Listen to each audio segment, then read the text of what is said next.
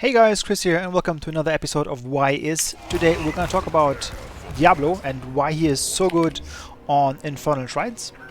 So Diablo is one of the tanks that doesn't see a lot of play in Pro Play or in also Hero League, and that has a couple of reasons because a lot of people think he's not very tanky, and also to be tanky actually when he becomes tanky he needs to acquire a big amount of souls. So I play him on Infernal Shrines a lot because I like the wave clear he brings to the table as a tank, and also the shrine control that he brings to the table.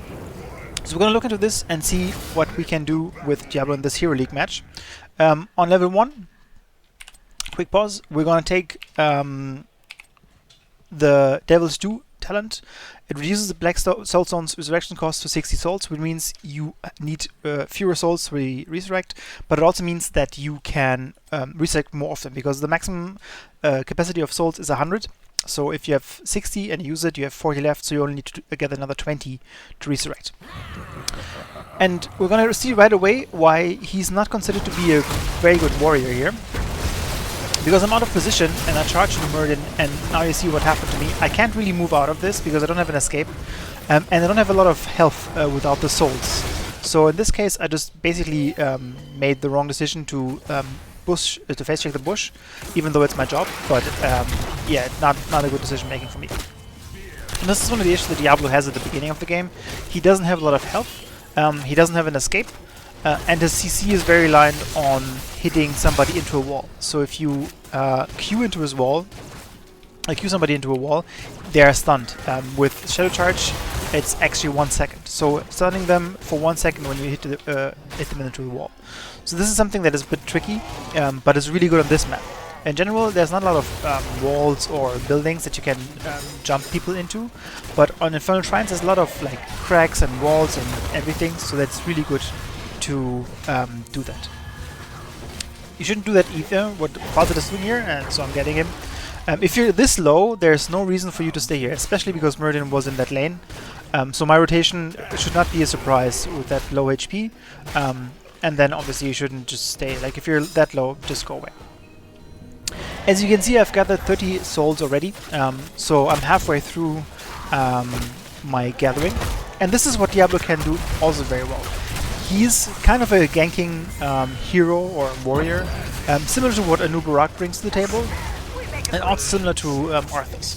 So having him and Arthas, him and Arthas on my team, it enables us to do a lot of the ganking and the potential of grabbing people out of control. He roots them, I charge into them, and then I overpower them to a good position. So I'm very conscious at the beginning to grab a lot of the minions, and we're going to pause it right here, just to have the 60 souls that I need to resurrect. Especially in the early game, this is very powerful because you die and the timers are in general already pretty short, but they have been shorter in the past, right? There were a chance to be a little bit longer to have more impact on the early game.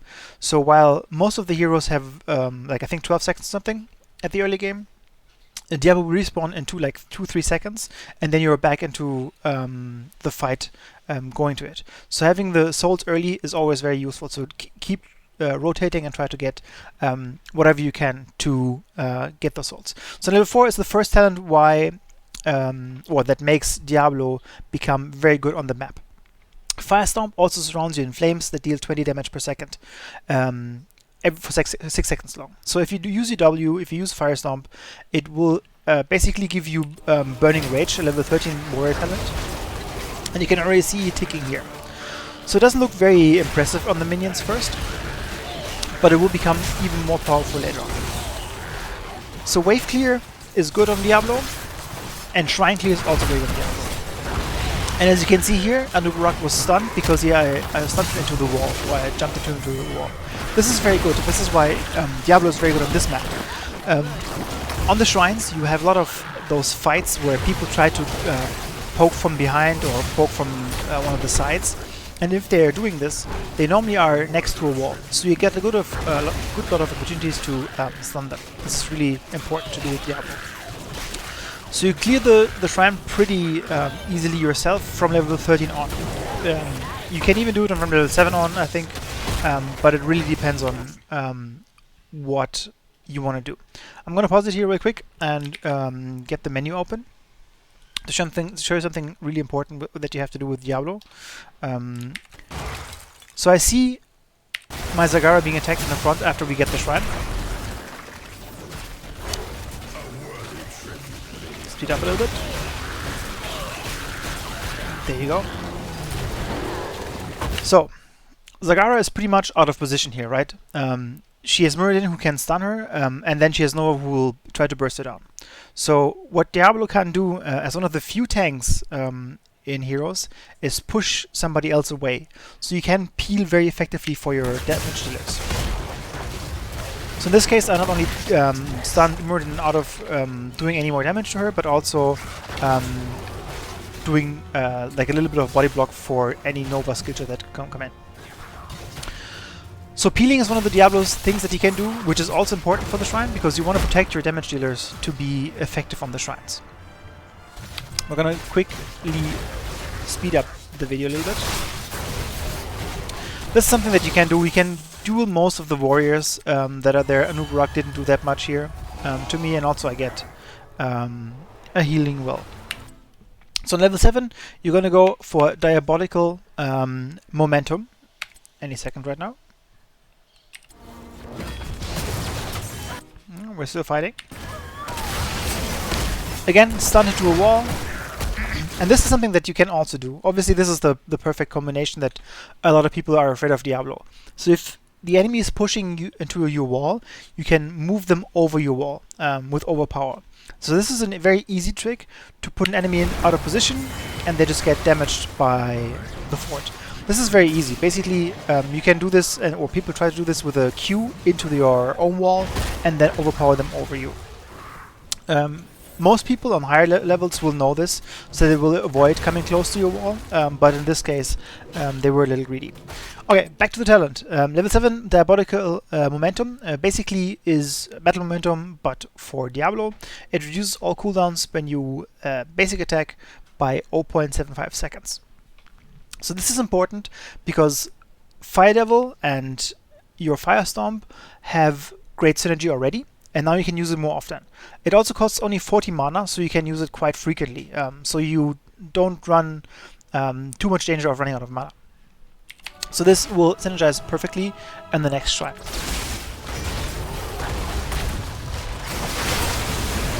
Again, this is something that you can do. Just bring distance between your allies and yourself. And then obviously if somebody's out of position, with overpower you bring them even more out of position. This is really important. Like, with Diablo you can make smart choices by just taking advantage of your enemy's mistakes. Nova was out of position and I just brought her into my team. So whenever you see somebody who is a little bit too much in the front, you can just take advantage of that. Okay, let's see. So I'm level 7 now. So I have 2 talents already that will help me clear this much quicker. And as you can see already at 7, and now my teammates are coming in. But this is really quick. Obviously now with Zagara and Lunara here, this is really helpful. Both of them do quite a bit of wave clearing. And you can see that Arthas has the ability now to just stay outside of the shrine and peel for us. So this enables you, with Diablo in this case, to just soak the skeletons. As you can see, Lightning Breath is my heroic choice in this time. And I'm gonna pause it here real quick. So Lightning Breath and Apocalypse are both very viable on Infernal Shrines. What you want to do on Infernal Shrines is obviously cap the skeletons before your enemy can do it. To stop them from poking into this, both the heroics are very valuable. Apocalypse can obviously combo into something very nicely. Apocalypse from Void Prison, or Apocalypse into Ring of Frost from Jaina. There are a lot of variations. But Lightning Breath also has the ability to zone enemies, because it doesn't look like it does a lot of damage when you first stand into it or walk into it. But if you stand in for a long time, it will actually melt pretty much everything, even tanks. So this allows me to, in this case, just breathe into the skeletons. I will kill skeletons with it, or minions, whatever you want to call them on the temples. You also do damage to heroes, and you force them to basically walk around you, because they don't want to walk into you. So in this case, I wanted to have Lightning Breath because I didn't have anything that really fit very well into this. The Zagara told us that she would take Nidus Worm, but then she actually misclicked and took more. So in that case, maybe more Apocalypse would have been something that we could have played. But as you can see, obviously we're 2 levels ahead and we have Heroics and they don't. So it's not that only Diablo and his amazing clear helped us here, but it's definitely something that adds to it.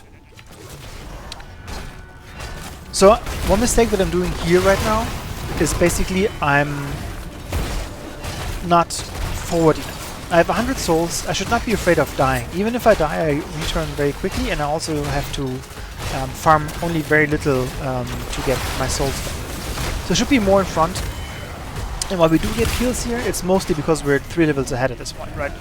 So whenever they're out of position, they just take so much damage from us that they can't deal with it. This is also something that you shouldn't be afraid of. Lightning Breath has a very short cooldown, so whenever you have it up, you can use it. At 60 seconds, there's no reason to not use it, even on minion waves. Like if there's a really large minion wave, you can use it. With the talent build that I'm going on here in Infernal Shrines, it doesn't really make sense because you're already so quick with this. But it's definitely something that you can do, especially against like mercenary camps or large rifle catapults, for example. Let's speed it up a little bit to get to level 13, because then it's getting really juicy.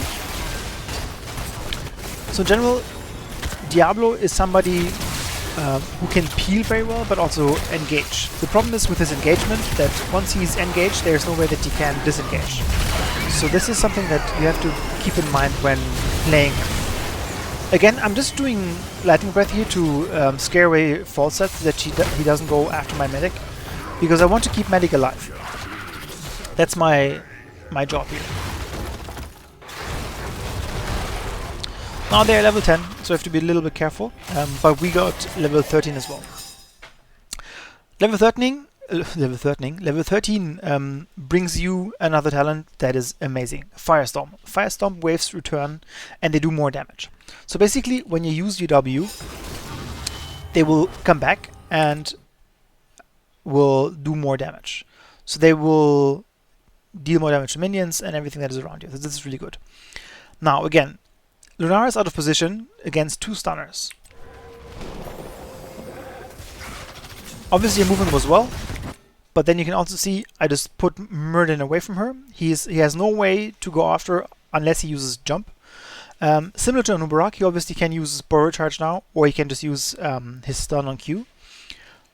But as you can see, I split them up already, and I put a lot of pressure on both of them to use abilities to hunt Lunara that they normally don't want to use to engage, because they want to use it to actually escape. Now Arthas is coming also into the picture, so they just run away. So this is something that, again, Diablo is very good at, is peeling enemies away from the team. Okay, let's speed it up a little bit to show you how good Diablo is on these shrines. So here are the ways to turning, and there you go. This is what makes him really, really strong on this map. Obviously, again, level 13 is quite late. You can say it's mid-game. Maybe you can consider it even going to the late game already. But now he's really strong and you can basically leave him alone on the shrine. And look how quickly those minions die, even without Zagara doing anything. And this just adds to the ability to zone on the shrines, because you don't have to do anything necessarily to attack these minions. Like, you don't have to auto-attack them. If enemy heroes were here, I could just attack them. I could just attack anybody who's in my reach. I don't have to attack the minions, and I get Firestorm all the time, and it just clears the minions automatically. Obviously, you don't want to fight into us because they're 11 with this versus 14, so they're lacking a talent. But again, I see Anubarak charging in. So while I charged Nova here, which is a mistake, I now turn around and try to heal for my backline. Again, Fire Breath, even not on the squishy targets, but it forced Muradin to focus on me. And with the zoning more, it also helped because Lunara was able to do this damage to Anubarak. And as you can see, because their frontline tried to go into us, their backline wasn't able to follow them. And now their frontline is just very low. Our Lunara extends, but that's not a big problem because we get Nova. And here I missed combo. I think I ran out of mana because I used W too early. So you have to execute the Punisher again, and this is just amazing. Like it works so quickly with Diablo, and you offer like the support in form of peeling for your backline. You offer damage on the shrine against the minions. You can CC somebody into the walls and various other things that you can send people into. And you offer shrine control in form of basically zoning. Lightning Breath is a really good zoner. Apocalypse can do amazing things on zoning. And now I'm making the second big mistake here. I have 100 souls, so there's nothing that stops me from finishing this keep, but I'm too afraid to die, and I want to be backing up. So this keep will probably fall. I mean, looking at it will probably just die from the minions that are in it. So we probably could all leave this keep. But as a Diablo with 100 souls, you should be the one that stays here and makes sure that to finish it. But I'm backing up, and I'm also making the mistake, I'm actually not even looking at my allies. I already see the mini wave, now I'm looking at my allies and I see that Arthas is dying. So with 100 souls Diablo, you should be probably the last person to leave. Because you have the quick respawn, and again, you refarm those 20 missing souls very, very quickly. That's like 3 waves of minions, right? That's not a lot, and it's really quick with this talent build. So that's a mistake, and you should always be very, very, very eager to stay as the last person with 100 souls, because you can die and just respawn instantly. Even if they fall up on your team, they won't get you. Okay, level 16, last talent that is also built in with a nice synergy to the build that we're using so far, Rampage. When you use Firestomp, you W, you will have 20% more movement speed, which is always great for chasing, because the Q into E combo is sometimes difficult to hit because you stump him away a little bit by using Q. So if you walk a little bit quicker, it's easier to catch up. And then also your basic attacks do a little bit more damage, 50%. You can see them as little crits now in the UI. So why is this good? Is that because we want to use auto attacks to refresh our Ws, it's always good to do more damage. And you can see it here. My team wants to fight 13-16, but I want to clear this up here. And there you can see it's two auto attacks that you get in. And I clear this shaman really quickly, even as a warrior. That is not very well known for his wave clear. But if you build him like this, he's really good at wave clearing and also clearing those minions. Okay, so again, just to have a look at the build. So basically we go Devil 2 at level 1. We go Fire Devil to do more damage with our flames by having an aura, Diabolical Momentum for more abilities and especially more Fire Stomps. Then Lightning Breath, Firestorm for our Fire Stomp, and then Rampage for more damage on the auto attacks. Did I say Fire Breath, Lightning Breath? You know what I mean. Okay, before we go into the last part of the replay, I was going to run this and talk over it in terms of when do you want to draft Diablo on this map and how you want to draft him. Again, he's not a very good solo tank, so you probably shouldn't be picking him first pick. I don't think he's strong enough to warrant that on this map.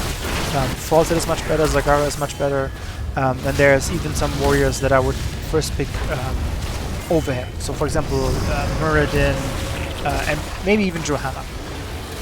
That being said, while Johanna is my favorite wave clear tank, Diablo is really, really good on this map, and I absolutely love him to death on this map. So what he shines in is in a double warrior setup, like here in Arthas and Diablo. It's really, really good. So if you already have a warrior, but you're lacking wave clear. Looking at our lineup, for example. So let's say I'm last pick with the Lunara player. So the only wave clear we have that is reliable is Zagara. Arthas is pretty okay, but he needs a lot of mana to wave clear because of his E draining him, okay? He also doesn't do a lot of the zoning because he wants to chase people, and while he can escape, he's also not the best escape artist. So then we have Medic, who has no wave clear at all. She's really bad on the shrine. And we have the last pick. So my teammate hovers over Lunara, which is okay wave clear. She's okay against the skeletons because of the poison, but it's not as instant as it could be. So Diablo is a good pick here because we're picking also into 2 tanks on the other side, but we're also some air in my lungs. No, my throat. There you go. So we're picking into 2 tanks on their side already. We're picking onto Falzat, who is one of the best position takers in the game with Mighty Gust, which he didn't take, funnily enough. And then we also have a Nova. So I don't want to have a squishy target. I don't want to be a second or third assassin in this case. I want to be beefy. So this is a very good situation for Diablo to be in. So I would definitely pick him late. I would put him in as a second tank if it can be avoided to pick him as a soul tank. I'm not afraid on this map to pick him as a soul tank because you can do a nice rotation from mid to bottom to get the souls really quickly. And he also actually works very well on the mercenary camps. So this is something that you have to be considering. Obviously, as always with my tips and guides, please try to play him first in a couple of quick matches and unranked games before you take him to Hero League. He's not the most difficult hero to play, but he definitely has some issues with his movement and also with the combination. So if you have never used it, just make sure that you have played him once before. So round up, great hero for wave clear. He's a great second tank. He's an okay first tank as soon as you hit maybe level 4, maybe level 7. He's really good at zoning enemies. He has 2 great heroics. They're really, really good. Both of them work very well. You can combine them with many things. Both combo very well with other heroes that have zoning utilities. And he's really strong at peeling. So while you don't always have to use your abilities to CC somebody, you can oftentimes use them to take heroes that are out of position to even worse positions. But you can also jump tanks that are trying to engage into your front line or back line. Now we're just cleaning house. Obviously we were pretty dominant all game long, but it still is a good game to show you how strong Diablo can be. I died once at the beginning of the game where I was completely out of position. After that I was easily able to peel for my backline from my medic, because Diablo is so good at this. So looking at the whole game, medic, like focus medic, is one of the things that has kind of become a meme in the hero scene.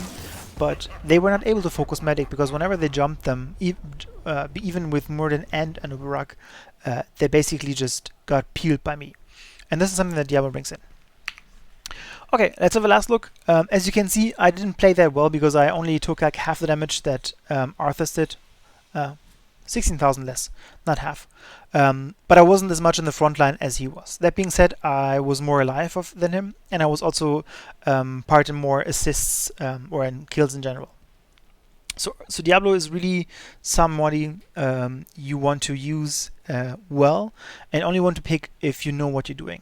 I would not pick him on maps where it's difficult to farm minions. For example, Battlefield of Eternity, horrible, because you rarely get to really farm the minion waves, so you don't get any souls, ever. I would also not necessarily play him on Towers of Doom. While he has the Firestorm to interrupt the channeling, you don't want to queue into somebody, because if you queue into them, you can't escape, and once you can't escape, you're normally always dead. And then I want to say Cursed Hollow. There are some situations that I would pick him into, but he again lacks a little bit of mobility, so probably other tanks are better. Also, the way that I built him with the talents, which I can't show now, is basically, let's see if we can rewind the replay a little bit so we can show the talents again. The way I built him is basically in a way that gives us a lot of wave clear, but it gives up a little bit of other things. Like I don't have imposing presence in this build. I don't have the talent that gives me more health regeneration from the soul stones. I don't have more souls from my soul stone. So all those things work well on this map because it's so focused on clearing waves. On other maps where it's not about this, for example Cursed Hollow, he's probably struggling. Another map that I really like to play him on is Tomb of the Spider Queen, because again it's a lot about clearing minions, but also collecting the gems and denying gems from the enemy. So that's something that you always have to be aware of, that if you want to do something like this, like a build like this, make sure that you have a purpose, that you do something that makes sense in terms of your build fits this map, or your build fits this playstyle or this objective. Okay, that's me for that, done for the day.